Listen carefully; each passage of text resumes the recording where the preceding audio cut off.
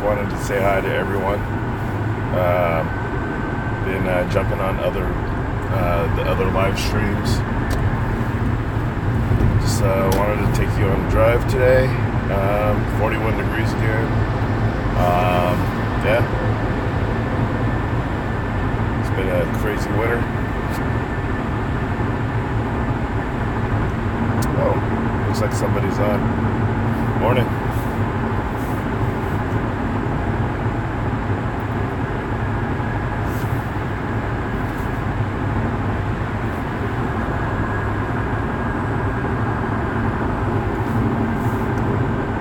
How's everybody doing this morning?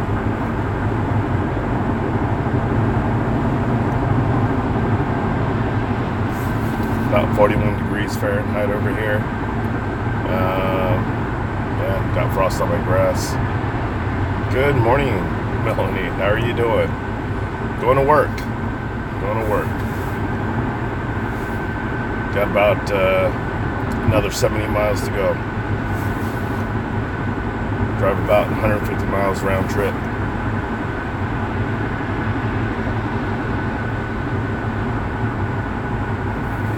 How are you doing this morning?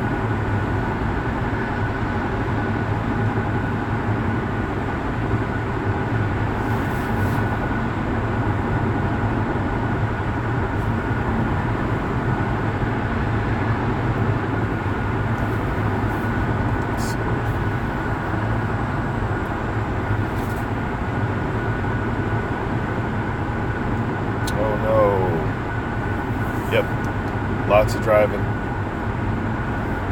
It's my time to chill out and just get on the talk radio and just start talking to you guys. Seems like I'm having a little bit of a bad connection over here.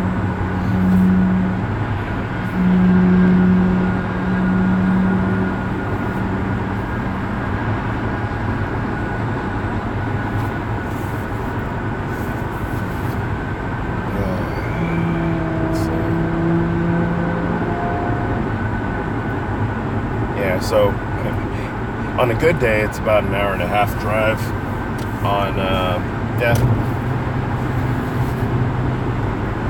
So hour and a half drive one way. Total of about 3 hours travel time back and forth. The funny part is that it's beautiful weather out. I already see on the traffic that there's a couple of accidents, so that 1.5 hour easily turns into 2.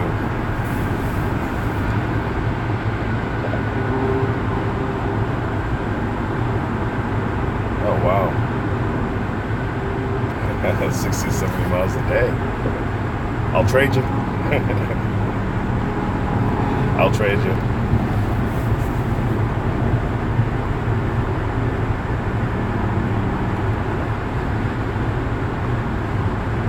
So my little 3-year-old said, "Oh, Daddy, I saw you on TV." He was talking about YouTube, and he goes, "That's my daddy."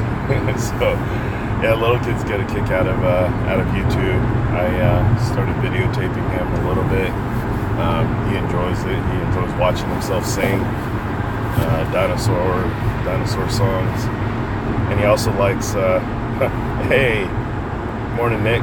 How are you doing, cuz? But yeah, he likes watching himself play with his toys. He's got a great imagination already. Iron Man fights Transformers. Transformers fight Dinobots. Dinobots fight dinosaurs. So yeah, he's a crazy one. It's amazing what these. Yeah, it's amazing what kids memorize and what they can absorb.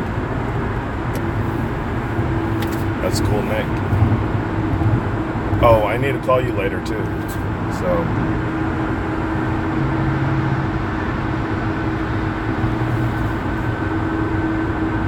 yeah, I can't wait until he's a little bit older where I could actually teach him to utilize some tools, start making stuff. building things with his hands. It's what Nick likes to do. It's what I like to do. I like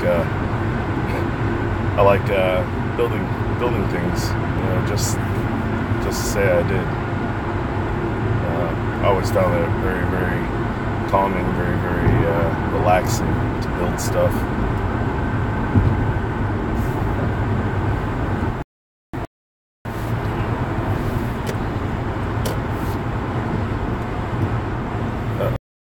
Bad connection again.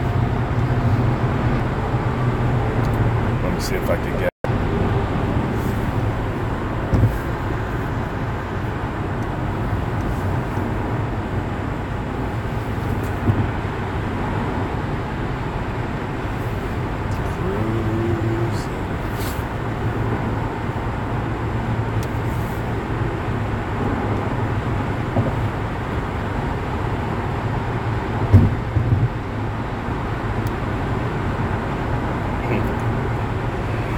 Yeah, he already knows.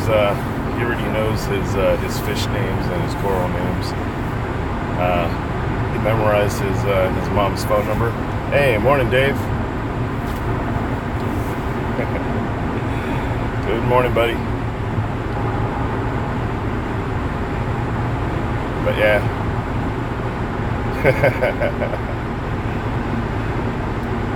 It's all good. It's all good, brother. I'm still trying to figure out this whole live streaming thing, how to get people on the Hangouts or Steemit or one of the chat things.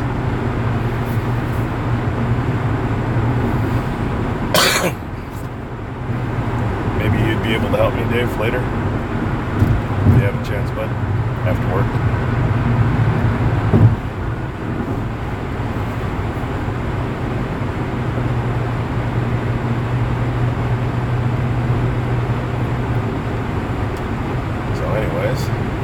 I hit the 355.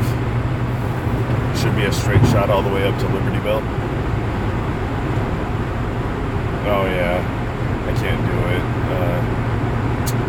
Dang it. Maybe I could jump on my laptop later. Like one of the cops, just start typing. Get one of the laptop setups, on a dashboard console.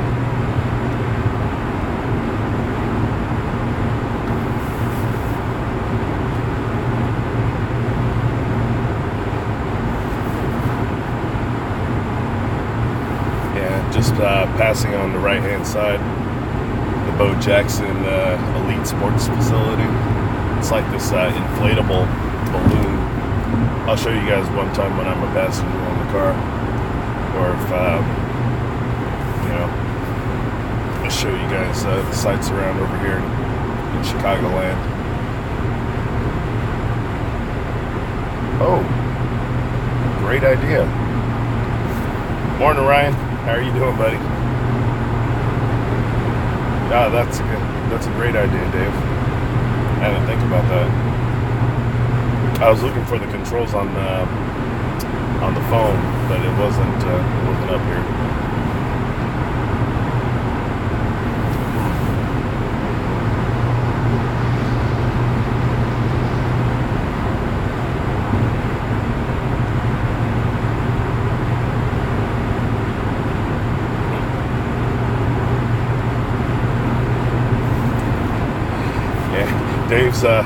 Dave's got golden wrenches all over the place on YouTube. He's like the wrench king.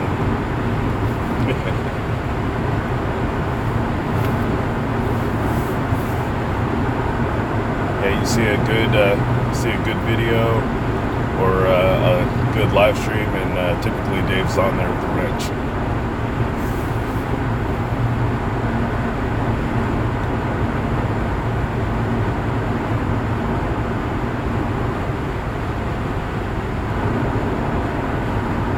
Oh, nice. By the way, how is Sabella Fella?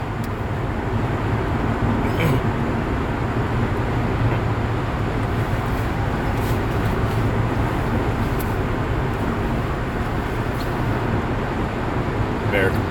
American Spirits. He sounds good. Alright, no, that's good. Tell him I said hi. I forgot to get his contact info last time, and then he kind of dropped off.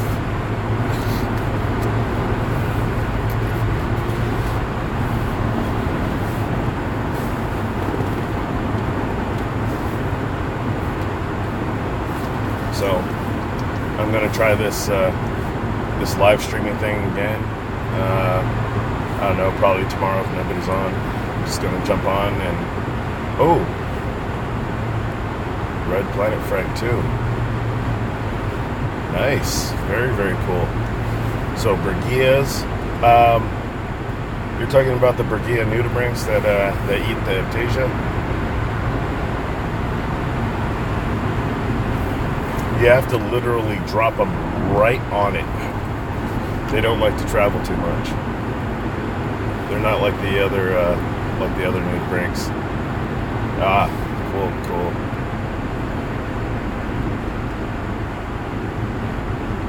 Very nice. Yeah, they're little brown things, but they're really, really good to eat the nudibranch. The Aiptasia.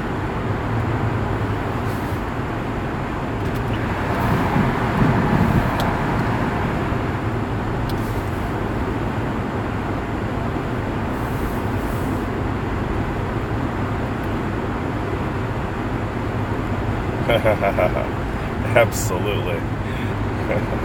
When the rasses are asleep, that's when you drop them in. We typically utilize a PVC pipe, and we put it right over the Aiptasia that we're going to be wanting them to eat, and just let them go to town on it. So we pour the Bergia nudibranch all the way down, and he ends up settling out right there by the Aiptasia.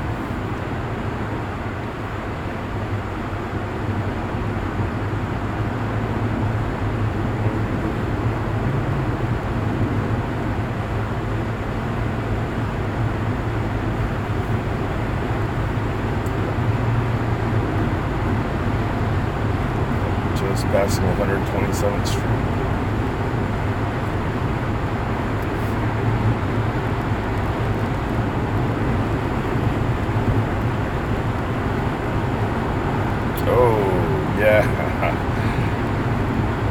Yeah, Dave said that that is peppermint shrimp, which are typically good for Aiptasia, went rogue and attacked his pink zoas. Not good, man. Yeah, some of these, once again, in the reefing hobby, a lot of the reef safe fish are opportunistic.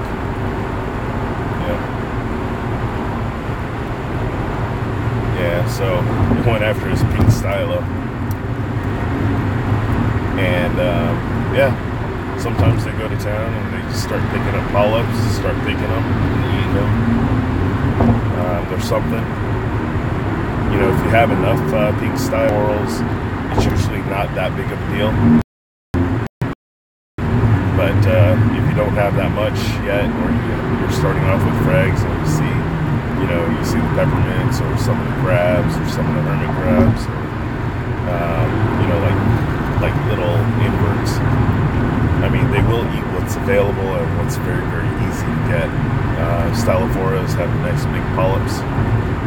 Yeah, I can see why peppermint got. Oh yeah. Okay, I'm back.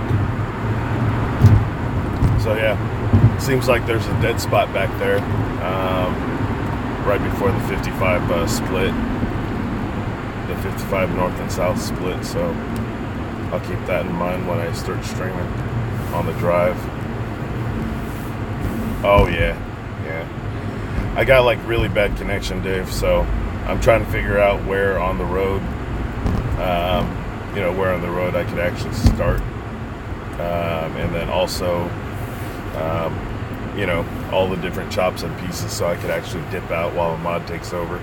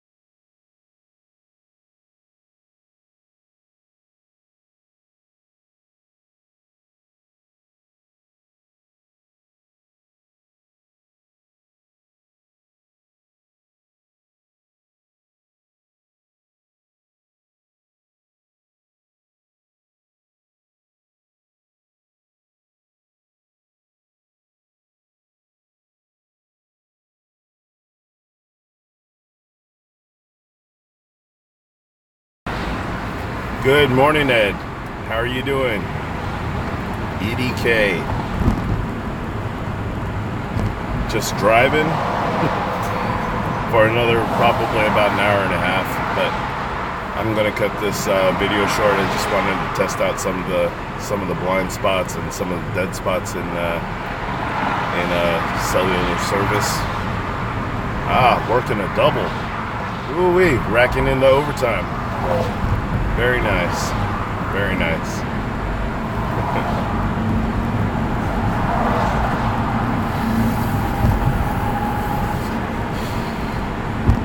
Yeah. Thanks. Yeah, there's a couple of choppy spots, EDK. Just trying to figure out where the best spots are, and if I could get the stream going on my laptop first, then I could go ahead and hit the road after that, turn it over to the mods and get the drive going. But yeah, usually when I'm driving up to work, I'm listening to music and stuff, some of the self-learning books.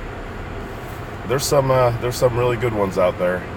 It's all about self-perception and how you see yourself is how others sees you. Makes sense, if you don't think you're worth anything, it's you're able to project that image onto somebody else. Yep. Audiobooks, very, very good. You learn while you drive. Absolutely. It's a good time, good time to just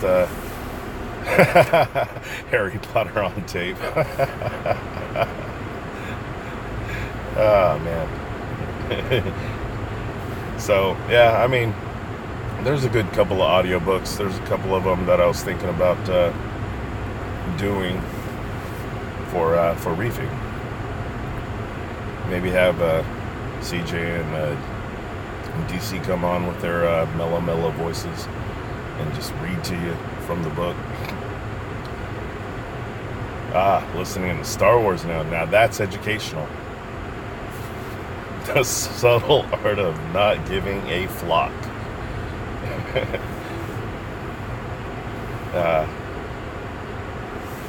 So yeah, I enjoy reading a lot. Yeah, pretty fun stuff. Yeah, I like a lot of science fiction myself. I enjoy a lot of the science fiction. Piers Anthony, Children of Dune, a lot of those things. Where the sandworm comes up, it's almost like a bobbit worm. That's what I'm picturing in my head every time I read it. Oh. Ouch. Did you try Gaudy Power, EDK?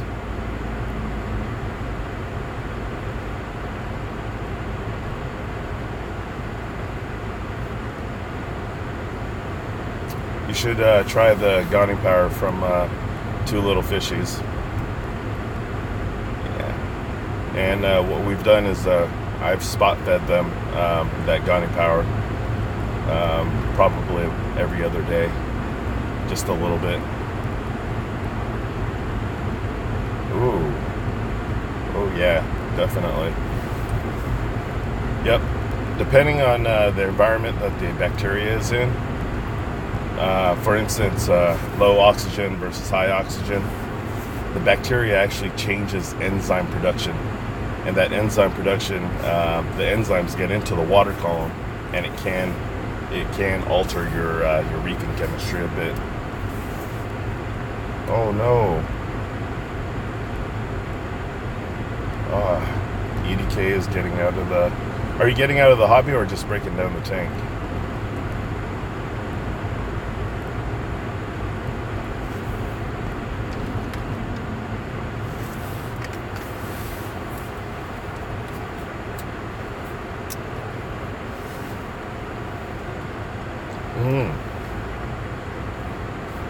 Oh wow! Congratulations! Congratulations on moving. Gotcha. Thanks, Dave. Wow. Yeah, moves are typically stressful on a reef tank.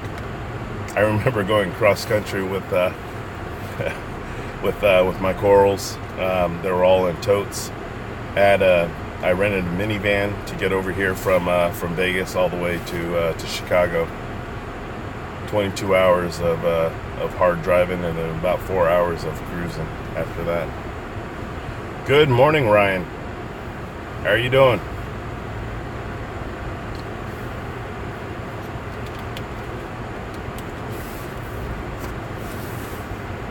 Oh, probably September.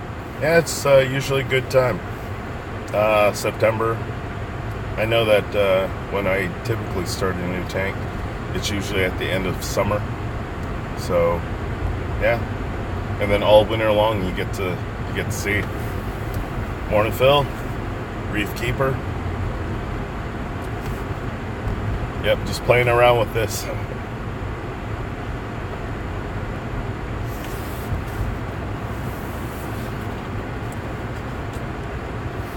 Yep, we got, I'm going to be going to 3 shows this year. One of them's the local CMAS, the Chicago Marine Aquarium Society. And then after that, there's going to be MACNA over there in Vegas, 2018 MACNA. I believe it's their 50th year anniversary, or one of their anniversaries. And then after that, back over here in the hometown, we're going to have the Marine Aquarium Convention, and it's going to be over there in Naperville on November 10th and 11th. Steve Tyree is actually coordinating that with us. Steve Tyree is from Texas, but yeah, he's going to be running the Marine Aquarium Convention over here in Naperville on November 10th and 11th. So hopefully some of you guys would be able to come out. We got a couple of powerhouse speakers coming. We've got Tulio Dell'Aquila talking about lighting spectrums, etc. We have Mike Paletta coming out talking about coral coloration, which seems to be, one of his best speeches that I've seen. And then myself, I'm going to be talking about bubbles and Miracle Mud. And I believe Lang's going to be here as well. We're getting Jason Fox up here to actually hold a booth. We got Eye-Catching Corals, ECC, coming out here as well with the booth. We have Reef Geeks out of Chicago as well. Elegant Corals is going to be there. I think we're just going to be bringing our dry goods and a couple of pieces, and I think TNT Corals is also going to be there from Wisconsin. You guys probably know her, Terry Lant. She's the one who founded the Bubblicious Bubble Bounce. That one's a really, really pink color. Ooh. Oh wow, EDK just had a salt spike. His salinity changed. Good morning, AL. How are you doing?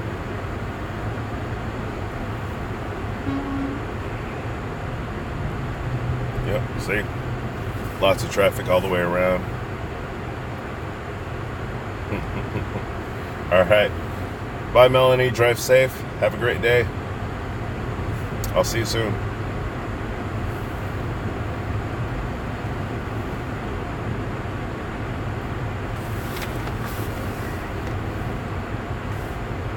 Ooh.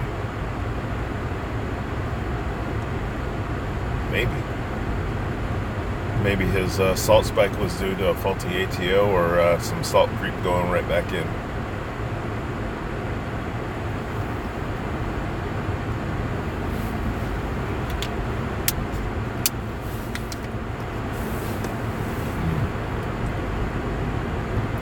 Holy wow.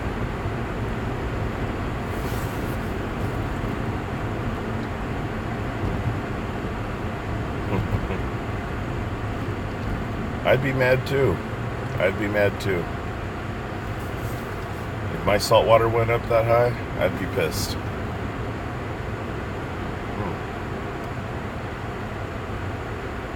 Yeah. Could be a bad refrac. Could be.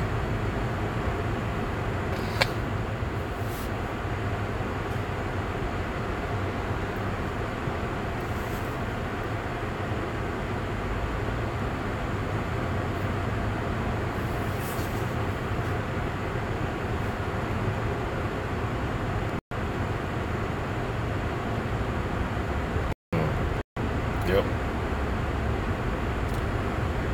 That's what a lot of people forget, is that in Apex you always have to recalibrate for a period of time. We like to do it every 2 to 3 months. But yeah, there's nothing better than your own two eyes looking at the corals, looking at the system. That's one of the reasons why we only utilize like our controllers as monitoring devices only. We do a lot of the dosing ourselves. We do a lot of the relays, the on-offs of systems by itself.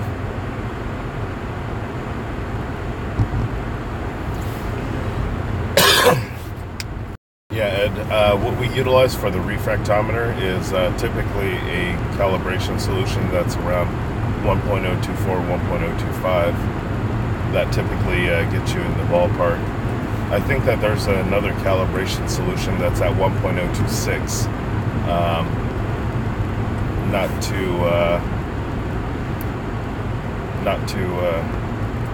not too convinced that 1.026 is the perfect water environment for a reef tank. I like to stay a little bit lower, due to evaporation. No, not over here in Chicago end.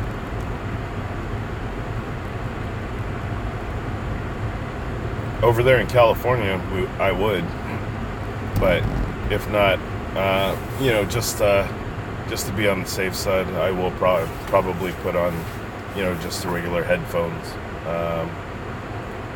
not these over-the-ear ones.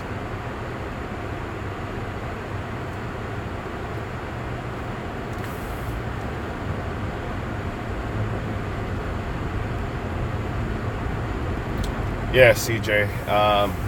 Nitrates and aminos are a little bit different. There are some amino acids that will turn into ammonia when they break down. You have the NH4 plus. Yeah, if your nitrates are high, I would say lay off on the amino acids. It is part of the building blocks for a reef tank. Um, but then there are some other organic and inorganic nitrates that your corals will actually uptake as well. So if you're already running high nitrates, I would say lay off the amino acids. Have a good one, Dave. Oh, have a good one, Ed.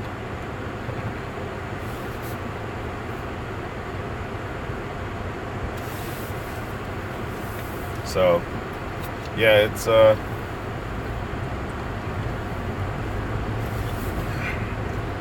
pretty long ride for me in the morning.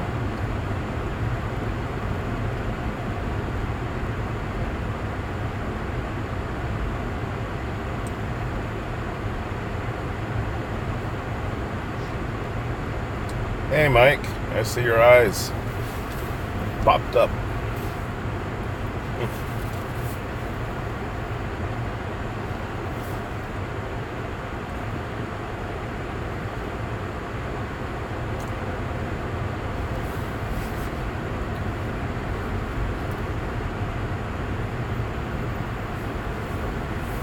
Yep. If you're dosing nitrates to get your levels back up, I would say instead of just the nitrates, I would go with the amino acids directly into the refugium. It will break down. The bacteria will break it down. It'll move it towards the ammonia type bacteria, and also the chaetomorpha is going to be able to uptake that ammonia. So you might not see a register or a level on your ammonia test kits. But yeah, whenever we dose directly into our refugium. That's our feeding spot. We hardly ever do it into the main display tank. We let the little critters that are in the refugium get the benefit of the amino acids, let the bacteria over there start breaking things down, making it organically available to the corals for absorption. Oh wow, happy birthday to your reef keeper. 1 year.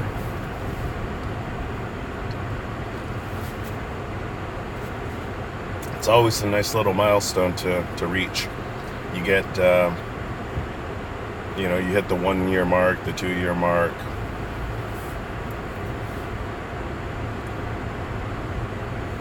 Oh. 1 year old. Today, 3 years ago, was day 3 of my cycle. Time sure does fly. Yes, it does. Time flies when you're reefing.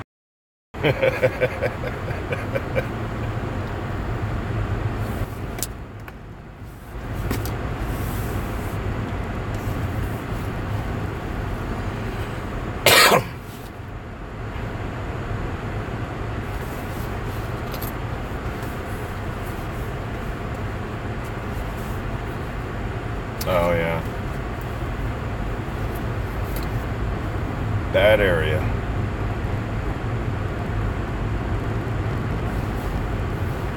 Yep.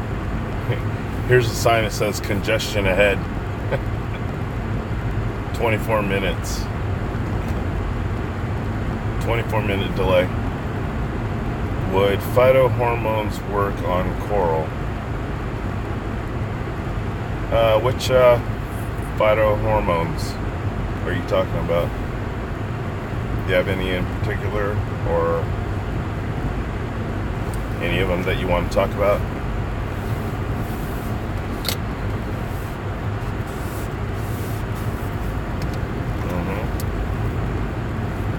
Yep.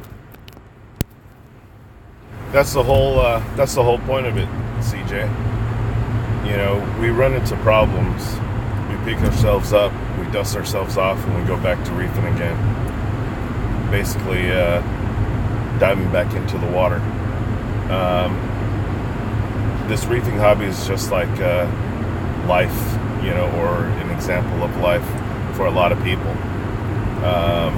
You really get to know what kind of person you are when you actually start into the reefing, whether or not you're patient, whether or not you're impatient, whether or not you can, regardless of the disappointments, whether or not you can pick yourself up and keep on trudging and keep on trucking along. There's a lot of good examples in the reefing hobby where we get frustrated. I know I have. It's kind of like what Dev was talking about, the reefing wall. Hitting that wall, and some people they just they say we're done. They just had enough. They had too much disappointment. They're taking too much advice from people that really can't solve their problems. But kind of like in the word of my dad, what he's always taught me is the only person that you can depend on is yourself. I know that we have this reefing community, everybody around, good ideas, but the only person who could actually affect your tank is yourself. Trying to follow one path. There's so many different ways to do it. If you see a tank that you enjoy and that you like and you admire, I would say stick to what that guy's doing all the way through, from beginning to end. And then once you understand how and why he's doing the things that he's doing, at that point you can start deviating and trying and everything else. If you enjoy their corals, great, that's a great system to follow. If you enjoy their fish, follow that fish guy, that's been very, very successful with fish.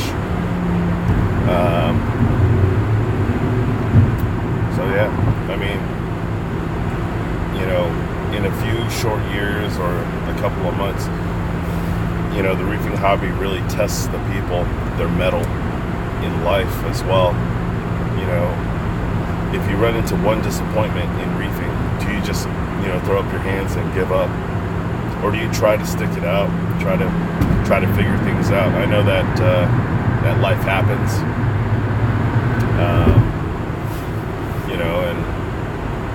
and it gets tough. It can be disappointing at times that you can't recover from. It's also one of the things that Lang taught me was reef. Oh, gotcha. Yep. Lang always said, try to reef within your means financially. If you can't afford losing a coral, that's $600. Don't buy it. It can be crushing at times, especially on the wallet. And he also taught me something else. He said reefing isn't a race. You don't have to be the first to grow out your corals. You don't have to get that explosive growth all the time. Or setting up a tank. Sometimes the journey of setting up a tank is a lot more enjoyable than just getting to the point where you can watch your corals grow. I always found that true. Dev's building his new system. He's designing it. I always found that was the most fun, is when you're putting things together.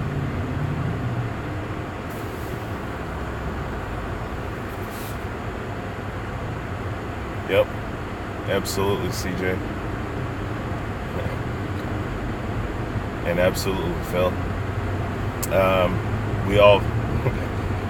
We all got together on a stream and we said where we're going to be at. Where are we going to be at after a year? We're all, many of us are still here. We lost a couple of people. Hey, morning, Danny.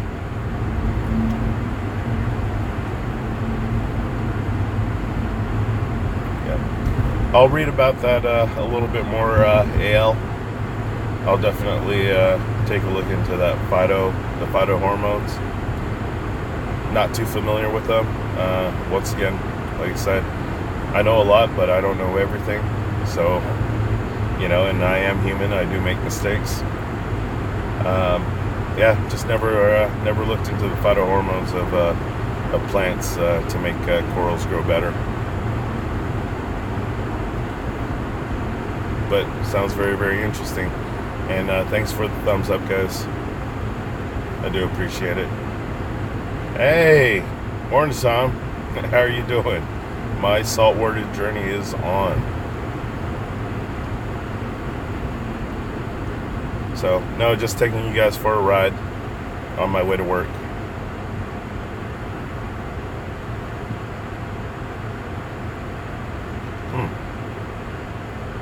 It just seems stunted. Just let it be. Well, if it's not losing color, I would say let it be, or increase the intensity of your light just a little bit. I know that when the light's not bright enough, either the corals, if they're already branching, they race out or they widen up. Just like the Monopora, it's almost like a satellite dish. And as it's spacing out, it's being able to collect the light for the collective, for the colony. Basically like a satellite dish, being able to pull energy from all around the disc and sustain that coral. But what I would do is I would actually increase it probably about 5 to 10%. And then, of course, increasing the aeration, your oxygenation. If you could plumb a fresh air line to your skimmer, go for it. Oxygen never hurts anything, especially when we have these glass boxes in a house